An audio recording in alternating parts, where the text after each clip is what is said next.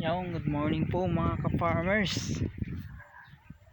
Dito po tayo sa ating tanim na sili. So bali ngayon magsi 7 months na po yung sili natin na pinademo sa atin ng East West Seed Company Yan, so bali ito na siya.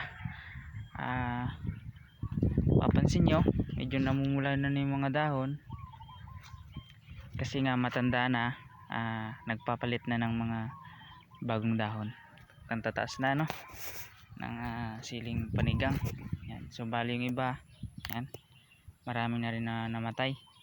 So bali yung fungus na umatake sa atin, yung Fusarium wilt, sinamahan na rin ang bacterial wilt. Yan, marami na. Saka nangungulot yung dahon. Yan, atake tayo ng trips. Siguro sa sobrang daming dahon di ko na makontrol, kahit naglagay ako ng pesticide, nag-spray, na kaka-recover din pero mabilis nangungulot din ulit, kaya sobrang daming dahon na sa baba. Kaya mga ka-farmers, nag-ano na naman ako, pinag-aralan ko na naman kung anong magandang gawin sa ganitong edad na sili. Kasi mahirap nang i-recover yung dahon. Kaya ito mga ka-farmers, mapansin nyo ang area na to, yan, niraton ko na. So mapansin nyo mga ka-farmers, ang tataas po ng sili natin. Yan lalaki na ng puno. Lalaki ng puno. Pwede na natin panggatong pag ito'y nalanta na. So ito mga ka-farmers, niraton ko kasi sana magkaroon siya ng mga bagong sanga, pero syempre bago ko ito ginawa mga ka-farmers, nagsubok muna ako.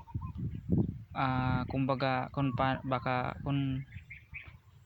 magkakaroon nga ng panibagong sanga, nagsubok muna ako bago ko ito ginawa, So bali ito mga ka-farmers, papakita ko yung unang ginawa ko.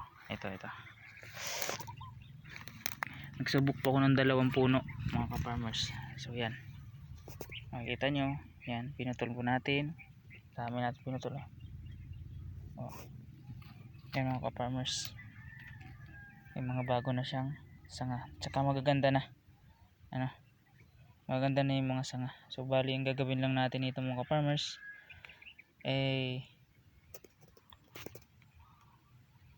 yan, fertilizer po. Magpapakain po tayo ng fertilizer.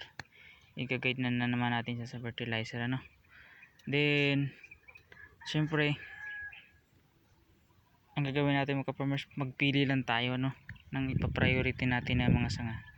Kasi pag ganito, sobrang dami ng mga sanga ang lumalabas. Yan, kaya kailangan lang tayong humanap yung ipa-priority natin na mga sanga. Yan, tulad nito, daming sanga. Sa isang sangang pinutol ko, ang dami nang lumabas. Yan, kaya maghahanap lang tayo dyan kung ano yung ipa-priority natin, ipapadiretso natin. Kasi pag hinayaan po natin yan, sayang lang, hindi tayo magkakaroon ng magandang ani nito pag ganito. Yan mga ka-farmers, ano lang tayo, yan, hindi lahat papadiretso natin, yan.